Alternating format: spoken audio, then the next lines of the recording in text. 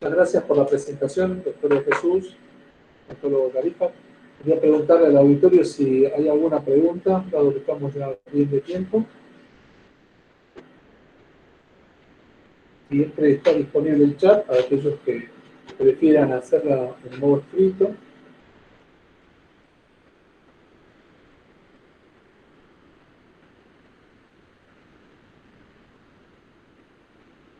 Bueno, si no hay preguntas, entonces vamos a continuar con el programa y vamos a contar ahora la experiencia en UTI. La doctora Molina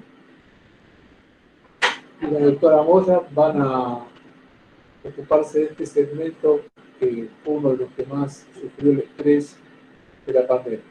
Muchas gracias, doctora de Jesús. Muchas gracias, doctor Tarifa.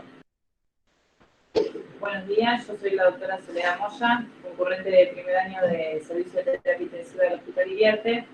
Bueno, les vamos a contar un poco nuestra experiencia en el servicio, base al trabajo que se realizó durante la pandemia. Los meses que abarcamos fueron los meses desde mayo hasta el mes de noviembre inclusive. Diciembre no estaría en este trabajo. Es un trabajo retrospectivo, observacional a partir de los registros estadísticos de nuestro hospital, más las epicrisis del servicio de terapia intensiva. Como les decía, se tomó el periodo comprendido entre marzo a noviembre inclusive del año 2020. Los objetivos del trabajo fueron evaluar la cantidad de casos mensuales con insuficiencia respiratoria aguda grave por SARS-CoV-2, el promedio de la edad mensual, el sexo, a quienes afectaron más, digamos, al sexo masculino o al sexo femenino, los días de internación en UTI, los días promedio de ventilación mecánica, la sobrevida a la mortalidad, el personal nuestro que fue afectado y las conclusiones. En el gráfico que vemos ahí abajo, lo que podemos observar es que tenemos un total de 52 casos y esa es la curva que se marca desde el mes de marzo hasta el mes de noviembre.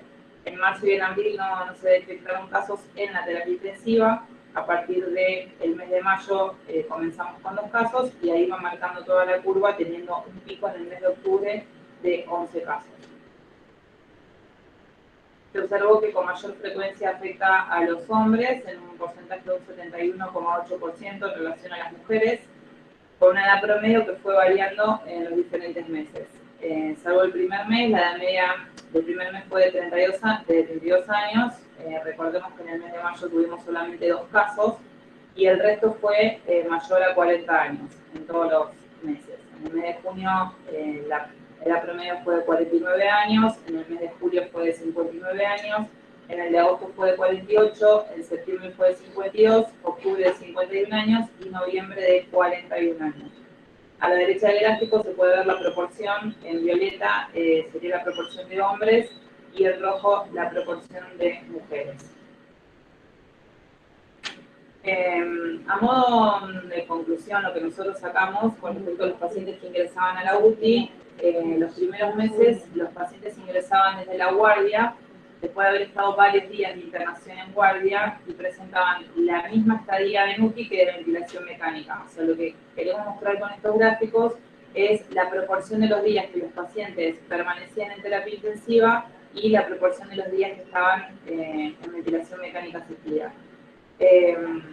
Lo que se notaba en los primeros meses fue que los días que cursaban de internación eran iguales a los días que estaban en ventilación mecánica. Esto se daba porque los pacientes ingresaban después de varios días de estar en la guardia, ingresaban con peor pronóstico y comparados con los que ingresaban tempranamente al servicio de UTI, porque bueno, una vez que ingresaban, por ejemplo, en julio, al poder traqueostomizarlos, aumentaban su estadía, pero mejoraban el pronóstico y disminuían los días que estaban en ventilación mecánica. Los días continuaban, digamos, extendía su estadía en UTI porque presentaban polineuropatías por la cantidad de días que habían estado con relajantes musculares. Así en el gráfico lo que podemos ver es que en el mes de mayo los días que cursaban en UTI eran aproximadamente 10 días y los días en ARM eran 10 días también. Lo mismo que pasó en junio, lo mismo que pasó en agosto, lo mismo que pasó en septiembre. Ya en octubre se pudo modificar esto cursando mayor cantidad de días en terapia intensiva y menor cantidad de días en ventilación mecánica. Con respecto a la mortalidad, fue bastante elevada en comparación con la mortalidad en terapia intensiva fuera de pandemia. Tuvimos un porcentaje de 71,2%, el porcentaje habitual de la terapia intensiva es entre 38 y 40% en la terapia intensiva de este hospital. En época de pandemia fue del 71,2%, con una PH de alto ingreso, falla renal para hemodiálisis, y aquellos que mejoraban presentaban fibrosis pulmonar y o alguna infección intrahospitalaria asociada. Con respecto a los sobrevivientes, el 50% no requirieron ventilación mecánica y los que requirieron ventilación mecánica cursaron ciclos cortos de ventilación. Entonces eso mejoró la sobrevida de los pacientes. Con respecto al análisis que hicimos con respecto al personal afectado, los números que pudimos obtener fue que de 3 mucamas en total, el 100% fue afectadas, de 23 enfermeros, el 39% fue afectado, de 17 médicos, el 28% fue afectado, y de 5 kinesiólogos, el 20% fue afectado. Ahí a la derecha podemos observar el gráfico con estos números que estoy comentando. La conclusión que llegamos con respecto a esto es que a mayor exposición y menor número de personas para realizar la misma tarea, hay mayor riesgo de contraer la enfermedad. Antes de llegar a la próxima filmina, lo que quiero aclarar es que con respecto a nivel personal, el grupo que constituye la terapia intensiva, bueno, fue una época bastante complicada, fue complicado manejar a los pacientes, fue complicado manejar a los familiares, porque estábamos todos frente a una situación desconocida para todos, así que lo que se trató de hacer desde la terapia intensiva fue mantener una comunicación fluida con los familiares y poder darles un informe diario, más allá de las circunstancias, por lo que se generó una comunicación telefónica, se daban los informes diarios, se los llamaba a los familiares telefónicamente y se trataba de ponerlos al tanto de el estado de los pacientes, que bueno, como estábamos en una terapia intensiva, por lo general son críticos, así que se trataba de pasarles la información vía telefónica para poder mantenerlos al tanto del estado de los pacientes. Los datos que acabamos de mostrar son datos fríos, son estadísticos, son datos duros. A muchos de nosotros la pandemia nos trajo incertidumbre, desasosiego. Primero pensamos que no tendríamos los equipos de protección personal, los respiradores, mayor número de camas, monitores, bombas de infusión. Nos preparamos para ello y no nos faltó, pudimos contar con ello. Pero no todo es equipamiento, sino personal muy especializado en medicina crítica y terapia intensiva en diferentes áreas del hospital, quizás sí lo haremos mejor. Lo que queremos informar con esto es que creo que la peor preocupación que teníamos cuando empezó la pandemia a nivel nacional era la falta de equipos de protección, como dijimos recién, y principalmente de respiradores. Bueno, a eso se respondió, el material estuvo, pero de nada sirve tener un equipamiento si no hay personales que estén capacitados. Estos pacientes hacen síndrome de distrés respiratorio severo y son pacientes críticos, por lo cual tienen que estar asistidos por personal capacitado. Tuvimos la suerte de contar con kinesiología, que fue incorporado para la pandemia, lo cual ayudó muchísimo en el trabajo y en el manejo de los pacientes, sobre todo aquellos que estaban ventilados. Y también fue fundamental el trabajo en equipo de la enfermería, el personal médico, los kinesiólogos, para poder sacar adelante a los pacientes, ya que, bueno, más allá de la incertidumbre que tenían los pacientes y los familiares, nosotros también teníamos incertidumbre y también teníamos angustia y nos preocupaba la situación porque es una situación a la que no esperábamos estar expuestos y fuimos aprendiendo y asesorándonos a medida que fueron pasando los días y fuimos conociendo más de la enfermedad. Inclusive se fueron aplicando terapéuticas como por ejemplo colocar a los pacientes en decúbito prono, interiorizarnos al respecto de eso y bueno, tratar de mejorar la sobrevida de los pacientes y la calidad de los pacientes que estaban internados. Así que, bueno, terminó siendo una experiencia dentro de lo angustiosa angustioso de la situación, lo angustiante, perdón, de la situación, tratamos de trabajar en equipo y poder salir adelante de esto entre todos juntos. ¿Cómo trataron, acá nos hacen una pregunta, cómo trataron a estos pacientes además de la ventilación mecánica? Si podés extenderte un poquito más. Gracias. Bueno, los pacientes, nosotros inicialmente los tratábamos, aquellos que requerían ventilación mecánica, bueno, por supuesto que se ventilaban, le calculábamos la PAFI diariamente, en base a la PAFI decidíamos si pronarlos o no, aquellos que tenían PAFI menor a 150 aproximadamente, se decidían comenzar con los ciclos de prono.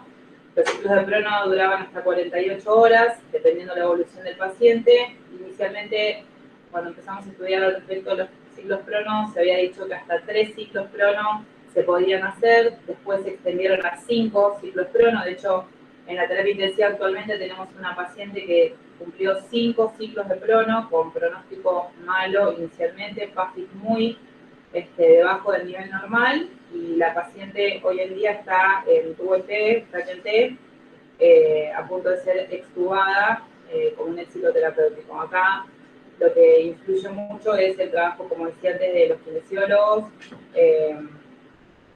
también los pacientes que requirieron plasma, también se les pasó plasma, y bueno, no sé si estoy respondiendo a la pregunta, pero básicamente es eso, los ciclos prono, se les daba el tratamiento antibiótico protocolar de inicio, se les daba corticoides durante 10 días, una ampolla de dexametasona por día, bueno, se los anticoagulaba, y inicialmente, creo que nada más, no sé si respondí la pregunta. Bueno, aquellos pacientes que requirieron diálisis, por supuesto, también se los dializó, se les trató de corregir el medio interno siempre desde el primer momento, y bueno, eso básicamente. Y como dato, el 40% de los pacientes que ingresaron requirieron diálisis. Muchas gracias, doctora Moya, por la presentación. Bueno, continuando con el programa, la experiencia que se va a transmitir ahora es la del modular, que está a cargo de la doctora Damián en la presentación. Sin más, le damos lugar a que la ponga en marcha. Hola, buen día. Mi nombre es Damián José Rosa. Soy médica especialista en medicina general integral y perteneciente al equipo de trabajo del Hospital Modular. Hoy vengo a presentarles mi experiencia de trabajo en nuestro equipo. Quisiera agradecer principalmente la oportunidad que nos han dado de estar en el día de hoy acá, y agradecer principalmente al doctor Cañete y al doctor Traumelo por la confianza depositada en nuestro equipo. Ahora les paso a relatar nuestra experiencia con respecto a la enfermedad. Quilmes, donde está ubicado, el barrio Villa Azul, fue el primer partido con más casos durante la pandemia COVID-19. Estaba en el primer lugar de los municipios con más casos por millón de habitantes. Es por esto que el Hospital Isidoro Iriarte inaugura el 15 de junio de 2020 el Hospital Modular, coordinado por la doctora Marcela Anglese y el doctor Diego Razón, como medida para evitar el colapso del sistema de salud. Constituyeron un equipo formado por 5 médicos, 10 enfermeros y personal de limpieza y mantenimiento, aportando de 25 a 30 camas para pacientes sospecha y pacientes COVID positivos. La modalidad utilizada en cuanto a estructura fue de habitaciones fabricadas con baños independientes, proporcionando un adecuado aislamiento entre los pacientes. Nuestro centro fue equipado con una farmacia, un depósito de insumos de protección personal y tubo de oxígeno. Desde la apertura hasta el 30 de noviembre se atendieron un total de 313 pacientes, divididos en 173 hombres y 140 mujeres. Se excluyeron del estudio 29 pacientes cuyos hisopados dieron negativo. Entre las principales variables encontradas en estos pacientes, tuvimos 90 pacientes con hipertensión arterial, de ellos 56 hombres, 51 pacientes con obesidad y de ellos 28 hombres, concordando con estudios realizados a nivel mundial donde el sexo masculino fue el que predominó de los pacientes atendidos. También tuvimos otras variables como fue el tabaquismo, el asma y la EPOC. Incluso la edad promedio que presentaron estos pacientes era de 47 años. Otra característica que se ha tomado en cuenta es la clasificación de los pacientes de acuerdo a la severidad del cuadro clínico.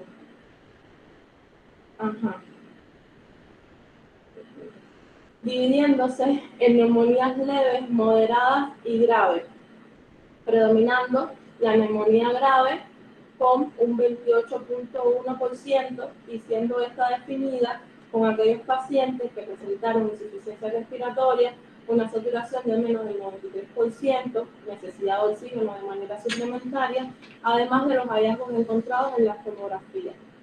Se atendieron 16 pacientes que integraban equipos de salud o eran personal de salud, 8 médicos y el resto conformados por enfermeros, secretarios y personal de limpieza. Se realizaron 38 transfusiones de plasma, correspondientes al 12% de los pacientes atendidos. Durante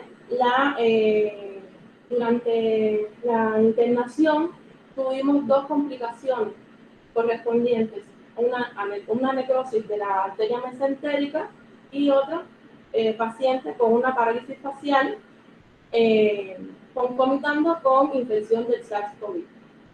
Con respecto a la evolución final de los pacientes, se derivaron pacientes a otras áreas del centro, siendo la principal derivación al servicio de terapia intensiva y se realizaron 289 altas para el 92.3% de los pacientes atendidos en los procesos.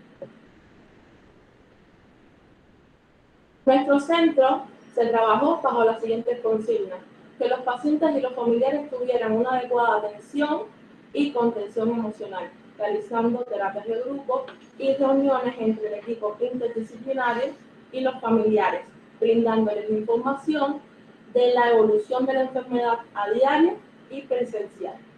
Ha sido un largo camino recorrido con el temor de lo que pudiera suceder durante el trayecto, pero hemos tenido contención emocional y apoyo de nuestro trabajo y nuestra coordinación.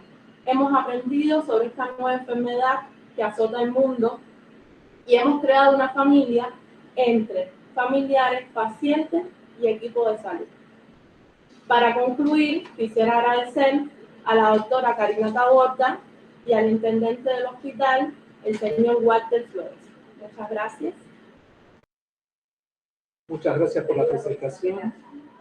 Ahora es el turno de la doctora Vietes de neumonología, que nos va a contar su experiencia. Así que vamos a dejarlo en manos de ella. Compartimos pantalla.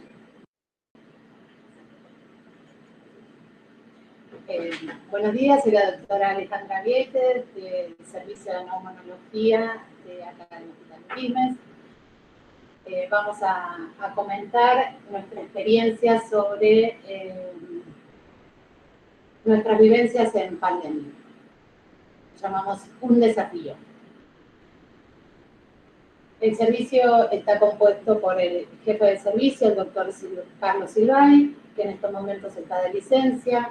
Como jefe interina está la doctora Andrea Medina y también atiende a pacientes adultos, nuestra neumopediatra, la doctora Mónica Otero. En la atención de pacientes adultos y en tareas de maniobras invasivas, de estudios complementarios invasivos, está el doctor Sebastián Quinterno. Yo me encargo también de adultos. La señora Elena Acedo se encarga de todo lo administrativo con respecto al Plan Nacional de Tuberculosis. Y en estos momentos no tenemos secretaria y no tuvimos tampoco técnico en espirometría. Nuestros desafíos durante esta pandemia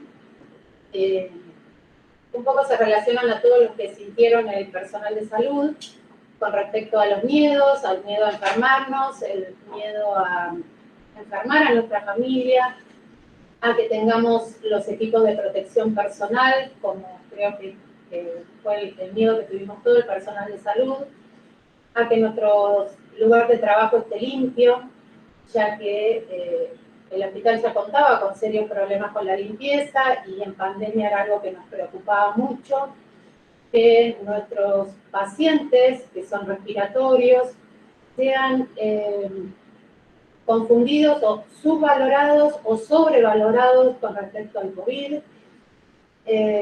Teníamos una visión como que todos los pacientes que reagudizaban en invierno se nos iban a confundir, cosa que, bueno, con nuestra experiencia en ver más casos, eso no pasó. Cambiamos el lugar de atención, de tener los 3 consultorios en consultorios externos, pasamos a un lugar bastante alejado del hospital, que es la capilla del hospital. Literalmente estuvimos adentro de la capilla, se corrieron los bancos, se armaron 3 consultorios, pasamos de tener estos 3 consultorios, un lugar para la atención de la parte administrativa de tuberculosis, donde está Elena. Esto tuvo bastantes pro y bastantes contra. Los pro fue que era un lugar amplio, luminoso, ventilado, y las contras que era un lugar muy alejado del hospital, donde no había seguridad, donde nosotros teníamos que abrir el portón de la capilla y entrar, por ejemplo, de noche en el invierno, ingresar a ese sector. No teníamos internet, no teníamos teléfono y no teníamos computadora, cosa que para poder ver todo lo que es imágenes, tomografía, que era lo que más se veía en este tiempo, teníamos que ir hasta el servicio de guardia y poder verlo desde ahí. Hace 2 meses que nos dieron una computadora y pudimos cambiar eso y poder verlas desde la capilla. Cambiamos la modalidad de atención también, porque a los pacientes los atendemos por demanda espontánea, no tenemos turnera, o sea que los pacientes se dirigen directamente para la atención ahí mismo, en la capilla. No contamos con historias clínicas, los anotamos a todos los pacientes en un libro foliado, donde hacemos un pequeño historia clínica en ese momento. Eso estuvo también, lo vimos como algo positivo, porque pudimos hacer la estadística mucho más fácil, porque teníamos todos los pacientes ahí mismo. Y esta modalidad de atención hizo que nosotros ahí en la capilla atendemos desde las 8 a las 11 por demanda espontánea, y a las 11 realizamos las interconsultas en guardia, en sala de clínica médica, en cualquier otro servicio que nos diga o que nos necesite, en el hospital modular.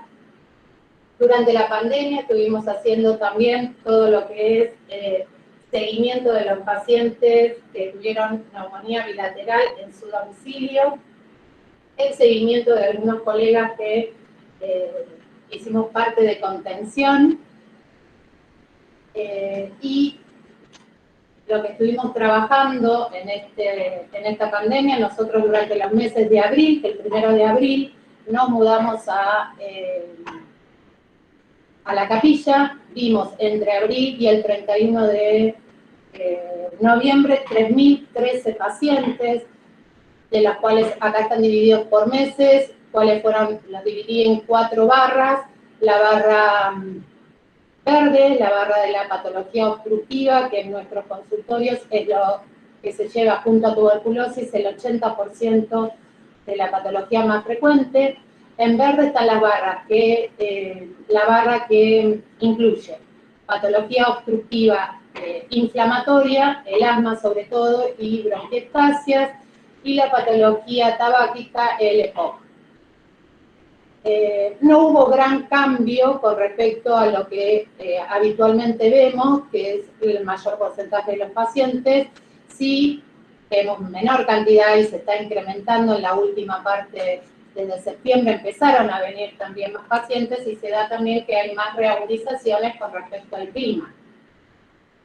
La barra celeste es todo lo relacionado a tuberculosis, diagnóstico, control, seguimiento y control de foco de tuberculosis, que más o menos durante la pandemia se dio con la misma cantidad. Nosotros también pensábamos que con el confinamiento iba a haber mayor casos de tuberculosis en nuestro medio, pero con respecto a los años anteriores hemos visto exactamente la misma cantidad.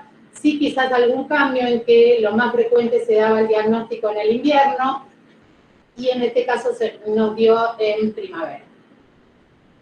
Y lo interesante que se vio también, como en todo, fueron los pacientes COVID o todo lo relacionado, que es caso sospechoso y control posterior del alta, que nos hizo una curva, ¿sí? Desde abril hasta noviembre, que es la barra roja. Tuvimos la misma curva que se dio en casi todos los, a nivel nacional. Y en otras, colocamos a todos los pacientes que son pacientes que no tienen que ver con patología obstructiva, los tumorales o intersticiales o laborales. Seguimos con nuestros desafíos. En esta pandemia tuvimos una gran demanda de pacientes traídos desde las comisarías, una gran atención de detenidos que con orden judicial concurrían a buscar el certificado para que se les informe o buscaban un informe donde se les decía que tenían factores de riesgo para COVID. La verdad fue bastante innecesaria porque al no tener estudios complementarios no podíamos hacer un diagnóstico. Lo único que podíamos hacer era colocar en un papel, o sea, hacer un certificado donde decía que el paciente refería ser asmático o el paciente refería ser EPOC. Todo esto se pedía para poder salir de la detención en cárcel y seguir su condena en domicilio. Con respecto a métodos complementarios, nosotros en nuestro servicio hacemos espirometrías y métodos invasivos como fibrobroncoscopía y biopsias de pleura. Con respecto a las espirometrías, bueno, se suspendieron a nivel país porque es un método que es bastante aerolizante, entonces si no se realiza con un filtro antiviral y antibacteriano no se podría realizar en pandemia. Con respecto a las fibrobroncoscopías, hicimos el 100% de las fibrobroncos que fueron solicitadas desde consultorios externos como internación, pero teníamos bastante el agravante de que los pacientes que se hacían de forma ambulatoria, al estar cerrada cirugía ambulatoria, los pacientes tenían que ser preparados en la guardia del hospital, o sea, molestándonos, sobrecargando a la guardia en ese sentido. El paciente subía o lo subían camilleros hasta el quirófano, se hacía el estudio y volvían a la guardia hasta el alta. Las biopsias de pleura se hacían en internación o de la misma manera en la guardia al no contar con el lugar de cirugía ambulatoria. Otro de nuestros desafíos era la provisión de la medicación para todos los pacientes con tuberculosis y patología obstructiva. Si saben, cualquiera de los aerosoles para los pacientes asmáticos o EPOC en tratamiento sale de 2.000 pesos hacia arriba, o sea que era algo muy costoso en tiempos de pandemia. Con todo lo que iba a hacer el confinamiento iba a ser bastante engorroso, y iba a hacer que los pacientes reagudicen con mayor frecuencia.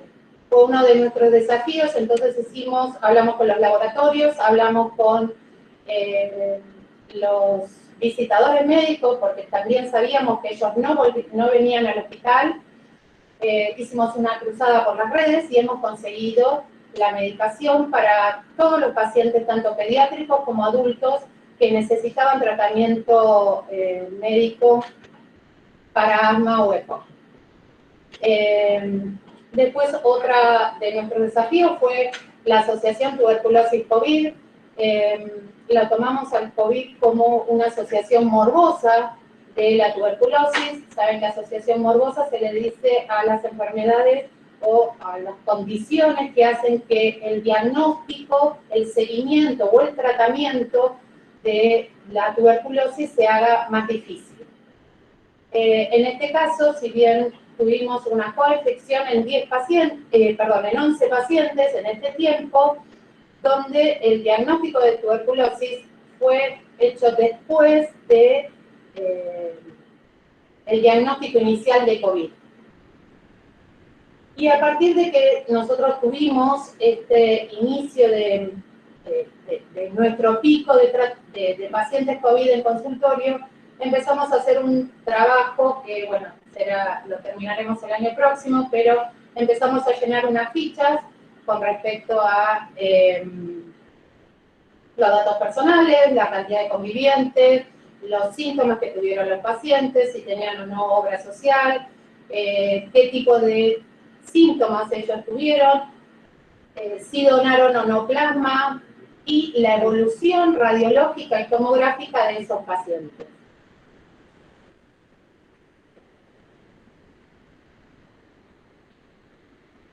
Bueno, en este trabajo nosotros de septiembre al 31 de noviembre tuvimos ingresados en la ficha 90 pacientes con neumonía bilateral. El 65% de estos pacientes con neumonía bilateral fueron de tratamiento o seguimiento ambulatorios. El 50% de estos pacientes, el diagnóstico lo hicimos desde consultorios externos retrospectivamente. Los síntomas más frecuentes fueron fiebre, tos y dolor torácico. 1, 2 o 3 de estos síntomas, pero en ninguno de los pacientes faltó alguno de estos 3 síntomas.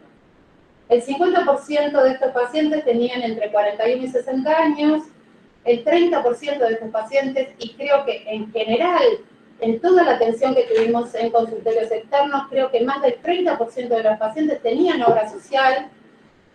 Y lo que más nos halaga de esto, y que al principio nosotros también teníamos mucho miedo con decir que los pacientes iban a quedar con mucha discapacidad respiratoria, la evolución tomográfica, si bien es lenta comparada al resto de las neumonías bilaterales, pero lo que estamos viendo es que es siempre favorable. Algún caso en especial, pero la evolución siempre es favorable. Y bueno, y lo que podemos comentar y cosas para tener en cuenta para la segunda ola, que bueno, va a venir en breve o esperemos que no, una redistribución del personal a las áreas con mayor demanda en esta pandemia, que haya personal de seguridad. Bueno, ahora ya sabemos que no vamos a estar más en la capilla, o sea que si vamos a estar acá en el hospital vamos a contar con la misma seguridad que tiene el resto del personal. Esto es algo obvio, pero creo que vale remarcarlo, que la limpieza sea diaria de nuestro lugar de atención, ya que pasan tantos pacientes por día. Comentar a los profesionales que hacen el seguimiento telefónico, de estos 3 síntomas tan relevantes que se dieron en el 100% de los pacientes con neumonía en forma ambulatoria, que es la fiebre, la tos y el dolor torácico. También comentar a nuestros colegas de guardia y de internación, consultorios externos, que toda asociación de tuberculosis de COVID o imágenes compatibles con COVID más imágenes cavitadas, siempre descartar tuberculosis. Coordinación de medidas para reducir la atención innecesaria de detenidos con nuestra especialidad. Coordinar medidas con el servicio de cirugía ambulatoria para la preparación de los pacientes para estos estudios invasivos y así poder sacarle peso a la guardia que es tan vapuleada en esta pandemia. Hacer alguna intervención para la donación de plasma, ya que el 100% de los pacientes de estos 90 pacientes, ninguno donó plasma, tanto en la primera como en la segunda. Nosotros le damos el número del INCUCAI, o los derivamos a hemoterapia para que hagan su relevamiento y puedan ver cómo engancharlo para la donación, desde la internación o desde el alta, darle algún papel de dónde dirigirse para la donación de plasma. Un nexo adecuado con el SAMO, también para la facturación de estas obras sociales, porque es una gran cantidad de pacientes que hemos visto desde consultorios externos. Y bueno, con esto les he contado lo que vivimos nosotros en pandemia. Se pudo, la pasamos, la vivimos con mucho trabajo, pero creo que se puede si se trabaja en equipo, si nos podemos ayudar entre todos. Y bueno, felices fiestas, muchas gracias y nos veremos en la segunda ola. Muchas gracias, doctora Vieites. Hasta luego.